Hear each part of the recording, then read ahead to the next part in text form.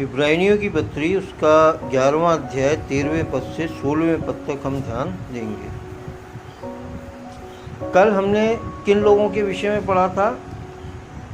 जिन्होंने परमेश्वर पर विश्वास रखा, भरोसा रखा और उसके साथ साथ चलते रहे। ठीक है कि नहीं? और परमेश्वर ने कहा कि इन्होंने मुझे प्रसन्न किया है? तो कल हम लोगों ने यही सीखा था कि परमेश्वर पर विश्वास करना क्या है कि जो हमें नहीं मिला है उसको ये मान लेना कि वो हमें मिल गया है या मिल जाएगा। ठीक है कि नहीं? तो आज हम देखते हैं 13वें पद में, ये सब विश्वास ही की दशा में मरे और उन्होंने प्रतिज्ञा की हुई वस्तुएं नहीं पाईं, पर उन्हें दूर से देखकर आनंदित हुए और मान लिया कि हम पृथ्वी पर परदेसी और बाहरी हैं। कई बार क्या होता है कि हम भरोसा विश्वास रखते हैं, हमें मिल जाता है। और कई बार क्या होता है कि वचन बता रहा है कि क्या हुआ कि वो विश्वास की दशा में मरे, यानी कि विश्वास रखा उन्होंने लेकिन उन्हें वो वस्तुएं नहीं मिल पाई। और उन्होंने क्या हुआ कि दूर ही से ये देखकर कि उन्हें मिल गई हैं, मान लिया कि हम पृथ्वी पर परदेसी और बाहरी हैं। यानी कि आज जो हमें पृथ्वी पर चीज़ें नहीं मिल पाई हैं तो वो इसलिए नहीं मिल पाई हैं क्योंकि हम पृथ्वी पर ही नहीं रहेंगे, बल्कि हम क्या हैं, पृथ्वी से बाहर स्वर्ग में परमेश्वर के साथ रहेंगे, जहाँ हमें ये सब चीज़ें मिलेंगी। है? तो क्या होता है कि आज के वचन को समझना इसलिए ज़्यादा ज़रूरी है क्योंकि यहाँ हमें क्या सुनने को मिल रहा है कि उन्होंने विश्वास रखा, विश्वास रखते रखते रखते अंत तक वो विश्वास में मर गए, लेकिन जिन चीज़ों के लिए उन्होंने आशा रखी वो चीज़ें उन्हें नहीं मिल पाई हैं। अब नहीं मिल जाने पर भी इंसान का भरोसा और विश्वास रहे, यही परमेश्वर देखना चाहता है। भाई कोई चीज़ आप जैसे, अब क्या होता है कि कई बार क्या होता है कि हम डॉक्टर के पास जाते हैं, मैं डॉक्टर हूँ तो उसका उदाहरण दूंगा, आसान से समझ में आएगा कि हम डॉक्टर के पास जाते हैं, डॉक्टर के पास ठीक होने के लिए आशा रखते हैं तभी जाते हैं और कहते हैं दवाई लेके आते हैं, खाते हैं, लेकिन कई बार हमें आराम नहीं मिल पाता है। अब क्या है कि हम दूसरे के पास जाते हैं, वहाँ भी हमें आराम नहीं मिल पाता है, तीसरे के पास जाते हैं, वहाँ भी आराम नहीं मिल पाता है। इस तरीके से बाइबल के अंदर अगर हम देखेंगे तो बहुत से मरीज और बहुत से परेशान लोगों की ये गवाही रही है कि उन्होंने विश्वास किया, मांगा, लेकिन उन्हें नहीं मिल पाया, लेकिन उन्होंने लास्ट तक, अंत तक अपने उस विश्वास की कुश्ती को अच्छी तरीके से लड़ा। वो विश्वास ही विश्वास रखते रहे। जैसे कि आज हम देखते हैं कि तुम सूरज अपनी मम्मी के लिए कहाँ कहाँ नहीं गए हैं, बम्बई गए कि वो ठीक हो जाए, नेपाल गए कि वो ठीक हो जाए, लेकिन मम्मी तुम्हारी ठीक नहीं हो पाई। और भी कई जगह तुम गए होगे, है ना, दिल्ली गए होगे, कई जगह आप गए होगे कि जहाँ आपने विश्वास की क्या हुआ, अच्छी कुश्ती लड़ रहे हो आप, है ना, कि आपको विश्वास है कि मेरी मम्मी एक दिन ठीक हो जाएगी। ठीक, और अब आके क्या हुआ कि प्रभु ने आपको हमारे जरिए मिलवा दिया है और आपके मन में आया कि नहीं, हम अंकल के पास चलेंगे और अंकल हमारे विश्वास से या उनका परिवार हमारे लिए, हमारी मम्मी के लिए प्रार्थना करेगा और वो ठीक हो जाएगी। तो क्या है कि आप क्या है कि समय गुजरता चला जा रहा है लेकिन आपका विश्वास कमज़ोर नहीं पड़ पा रहा है। आपको ये आशा है कि प्रभु मेरी मम्मी को कहीं ना कहीं से, किसी ना किसी तरीके से ठीक एक दिन जरूर करेगा, है? यही विश्वास है। अब क्या होता है कि हम कई बार देखते हैं कि लोग विश्वास रखते हैं लेकिन उनका पूरा नहीं हो पाता है। समझने वाली बात है। देखो, इससे ये इसलिए समझना जरूरी है, क्यों? क्योंकि हमने पिछले दिनों में क्या पढ़ा था कि हम विश्वास रखने वाले हैं, हम नाश होने वाले नहीं हैं। अगर हम विश्वास रखे रहते हैं तो परमेश्वर हमारे विश्वास को देखता ही रहता है, चाहे वो विश्वास हमारा पूरा हो या ना हो।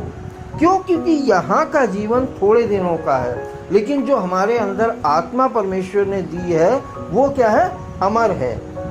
हर धर्म, हर ग्रंथ, हर आपका ज्ञानी लोग वाग यही बताते हैं कि शरीर तो क्या है? नश्वर है, एक दिन इसने नष्ट हो ही जाना है। लेकिन जो हमारे अंदर आत्मा है, जिसे जो परमात्मा का अंश है, वो अमर है? तो हमें क्या करना है कि अपने इस अंश के लिए अंत तक धीरज धर के रखना है, चाहे हमारे प्राण ही क्यों ना चले जाए और हमारी आशा की हुई चीज हमें ना मिलने पाए, फिर भी हमें क्या है? मरते मरते दम तक भी हमें विश्वास रखना ही चाहिए कि नहीं हो जाएगा, नहीं हो जाएगा, नहीं मिल जाएगा। हा? क्यों ऐसा रखना चाहिए? क्योंकि परमेश्वर ने कहा है मेरा जन जो है विश्वास के द्वारा, हमने कहाँ पढ़ा हुआ था ये, तुम्हें याद है कुछ?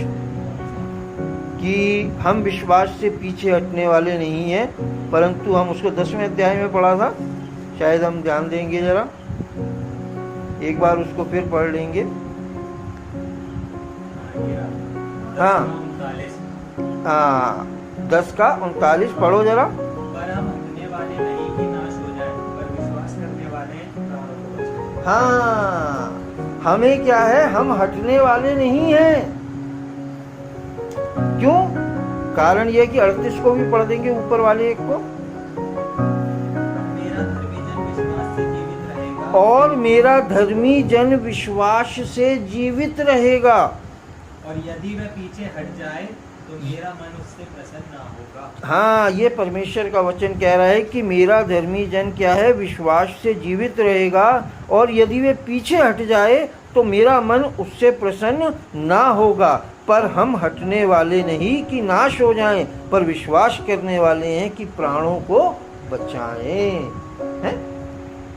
तो यहाँ हमने ये पढ़ा था, और अब हम क्या पढ़ रहे हैं कि अगर मान के चलो हमारी मृत्यु हो जाती है और हमने जो आशा रखी है वो आशा हमारी पूरी नहीं भी होती है, तो क्या है? हमें ये मान लेना चाहिए कि कोई बात नहीं, हम प्रभु के राज्य में इस चीज को पाएंगे। अभी रिसेंटली कुछ समय ही बीता है, 1.5 साल बीते हैं, कि मेरी ये बेटी थी काजोल, हैं, वो 14 साल से बिस्तर पे पड़ी हुई थी। वो माँ के पेट से एक जो विकलांग बच्चा होता है उस तरीके से वो पैदा हुई थी, चल फिर नहीं सकती थी। 14 साल से वो बिस्तर पे पड़ी हुई थी, और हमें ये आशा थी कि एक ना एक दिन प्रभु इसे जरूर उठा के खड़ा करेगा और ये चलने लग जाएगी। हमारे घर में क्या होता था कि जो भी आता था रात को रुकता था, या पड़ोसी हमें आके सवेरे सवेरे बताता था कि हमने तो रात को सपने में देखा कि काजल आपकी दौड़ रही है। हम लोग बड़े खुश हो जाते थे, हम कहते थे कि हाँ, हमें विश्वास है कि एक दिन प्रभु हमारी बेटी को एक दिन जरूर चलाएगा। और हम इन 14 सालों में बचपन से उसे देख रहे थे कि धीरे धीरे वो ठीक हो रही है। जो पहले उसकी सबसे पैदा होते समय जो उसकी कंडीशन थी, वो उसकी कंडीशन नहीं एक सी रही, लेकिन क्या वो धीरे धीरे धीरे धीरे हमें दिखाई पड़ रही थी कि वो ठीक हो रही है। और हमारी आशा लगातार बनी हुई थी कि वो एक दिन ठीक हो जाएगी, प्रभु उसे ठीक करेगा। लेकिन अचानक उसको हार्ट फेल हो गया। हार्ट कोलैप्स कहते हैं मेडिकल भाषा में, कि हृदय की गति रुक जाना, और उसकी हृदय की गति अचानक रुक गई और वो बच्चा हमारे पास से जुदा हो गया, यानी कि उसकी मृत्यु हो गई। हमारी आशा जो थी वो टूट गई।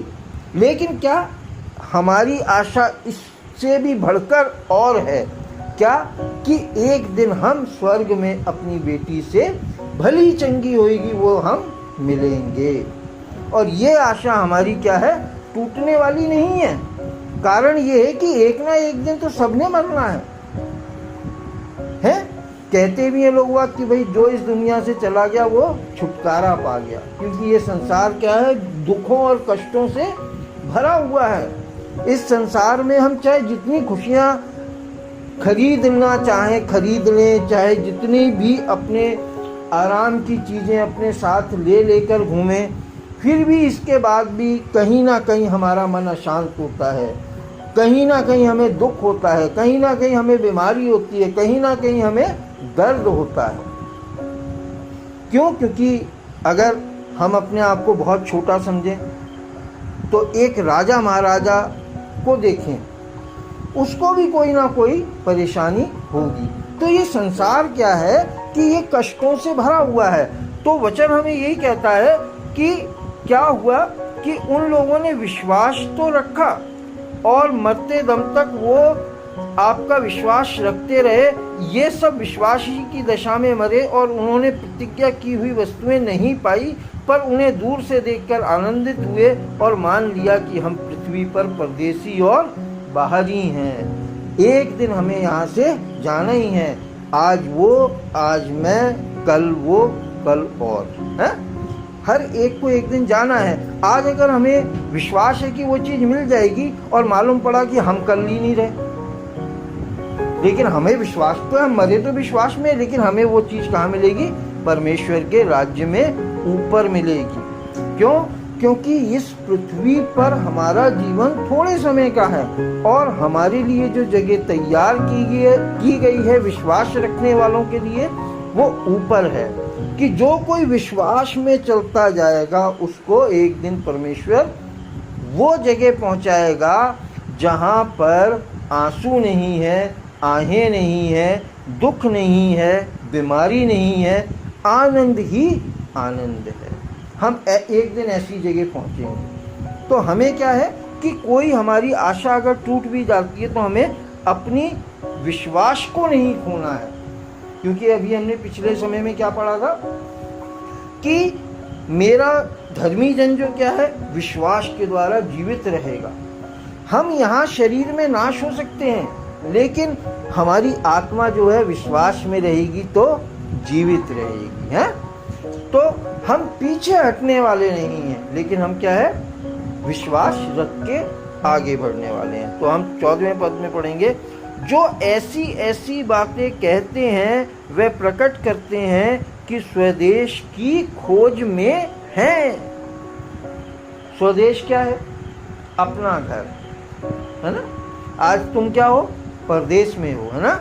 तुम्हारा अपना घर कहाँ है? बिहार में है?